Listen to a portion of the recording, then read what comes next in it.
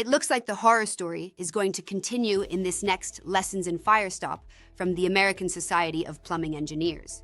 Sharon shares the good, the bad, and the ugly that came with the botched installation discussed in the last article. If you want to hear more, let's get into the gory details. Here we go. The horror story I shared with you last month is something that has left some people with sleepless nights and budgets that are completely shot. On the other hand, for some people, this is a common occurrence, so they may not have any issues whatsoever. However, if there was ever a fire in that building and the insurance investigators know to take a closer look at the construction, it wouldn't be difficult for an educated individual to see that the fire made it through floors and walls prematurely. Don't think that your statute of limitations will save you after a certain date on the calendar, because if you think about the Surfside condo that collapsed in Miami 1 year ago, everyone is getting dragged back into that legal battle now. Thus, the goal of this Firestop lesson is not to scare you into submission. If you have been joining us here for the last few months, then I assume you are the sort of person who wants to build right. It doesn't matter if your team installs the Firestop or if you leave that to the Firestop specialty contractors. Either way, you as the plumbing engineer are responsible for providing the Firestop installer with an application that can be properly fire-stopped. Don't think that, because you bid out the Firestop, you are off the hook. In this lesson, I want to autopsy this horror story so you understand what really went into resolving the Firestop issue. The autopsy? The first version is when the birds are singing, the sun is shining, and all is well with the world. We have a 2-inch hole created for a 1-inch plastic pipe that has an outside diameter of roughly 1 1/4 inches. If the field team made a 2-inch opening, they will have 3/8 inch if the pipe is centered and a bit more on one side, then a bit less on the other side if it is not centered. The Firestop detail requires a minimum 1/4 inch to a maximum 3/4 inch annular space. It also requires 3/4 inch depth of sealant at the floor, which is also called the sole plate. Then it requires 5/8 inch depth of sealant at the top plate, which is the top of the framing for the wall below the floor. If the Firestop installer is on the 3rd floor, they are typically going to Firestop the floor of the floor ceiling assembly on the 3rd floor, as well as the ceiling of the 4th floor's floor ceiling assembly.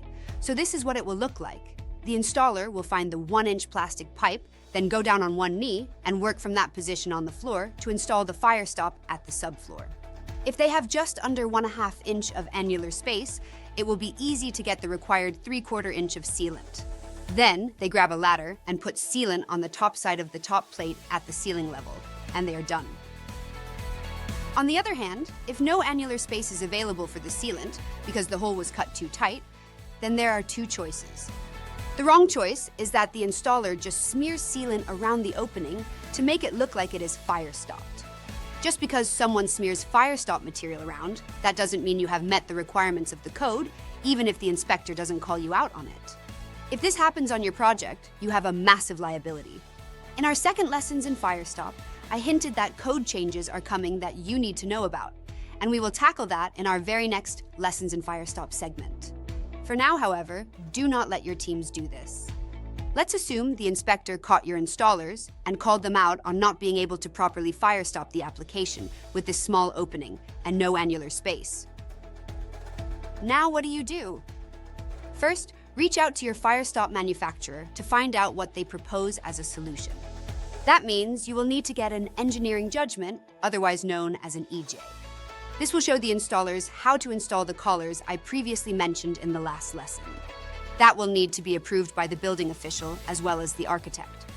Then it will be time to install this tiny Firestop collar. The field crews will have to spend some time fabricating the collars. Then, they have to install a collar on the underside of the top plate where the ceiling will go. But they will have to get a ladder tall enough to get them to the underside of the subfloor so they can install a collar on the underside. This will ensure that if a fire occurs, the opening that the pipe is going through will close down when the plastic pipe burns away. This collar will need to be fastened with screws and maybe even washers. So all of this comes together to cost you considerably more money if you are going to build right. If you chose to not build right, it will cause considerably more liability. Some of you may think that a small pipe is just causing a small problem. But take a moment and listen to a discussion about properly installed Firestop, where Bruce Johnson of UL who tests Firestop installations, tells us that even the smallest void that is not protected with proper fire stopping almost acts like a blowtorch. Please remember that even when you hire a Firestop specialty contractor, you are still responsible for the openings that your pipes run through. Now, with the information in the last few lessons, you know how to plan your project for success, and you know one horror story to avoid. However, there are so many more things that are important if you want to get this right, and we will get to all of them in time. In our next lessons in Firestop, I want to talk to you about a few building code changes that could be impacting you. I'd also love to hear from you to know what else you'd like to hear about. Hopefully with this information, you are well armed to prevent this sort of horror story on your project. But if your crew is working with plastic or aluminium and you want help, just reach out to Sharon and she will help you sort things out. If you found this video helpful, please like, share, and comment so more people can see this. If you have something you want Sharon to create just for you, just shoot her an email.